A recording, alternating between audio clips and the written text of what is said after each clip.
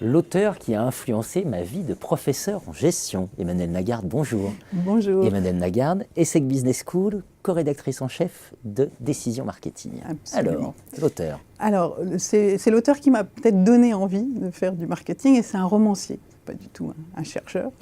Pas du tout dans le domaine de la recherche à l'époque. Et ce romancier, c'est Zola, pour lequel j'ai une affection particulière, sur lequel j'ai d'ailleurs écrit un mémoire de maîtrise de lettres.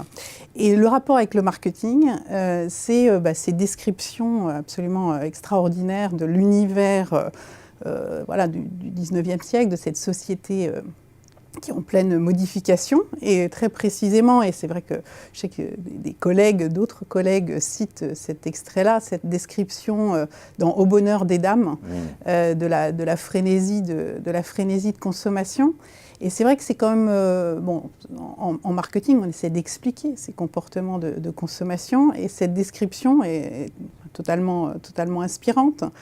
Donc on se pose la question de ce qui motive ces ménagères de l'époque à avoir une telle frénésie. C'est toute une réflexion aussi sur l'organisation des premiers grands magasins. C'est le modèle du bon marché. Donc ça m'avait beaucoup intriguée. Et puis au-delà du bonheur des dames, tous les Rougon-Macquart, c'est quand même une étude sociologique qui est extraordinaire. Et pour moi, c'est vraiment aussi ça le marketing, c'est d'essayer de comprendre ces comportements de consommation dans des milieux totalement variés, de comprendre les motivations, de comprendre différents milieux. Puis c'est aussi le lien au concret. Pour moi, le marketing, c'est quelque chose d'éminemment concret. Et la description du concret chez Zola, je trouve, est totalement fascinante.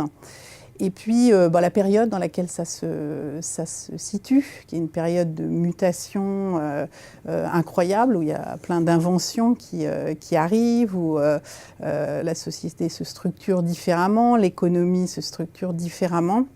C'est aussi une période qui est une période clé. Et puis aujourd'hui, quand on rapproche cette période de la période actuelle, je trouve que c'est aussi assez éclairant de revenir vers l'histoire de la consommation. Donc voilà. Émile Zola pour penser le marketing. Voilà. Quel beau choix. Merci Emmanuelle. Merci.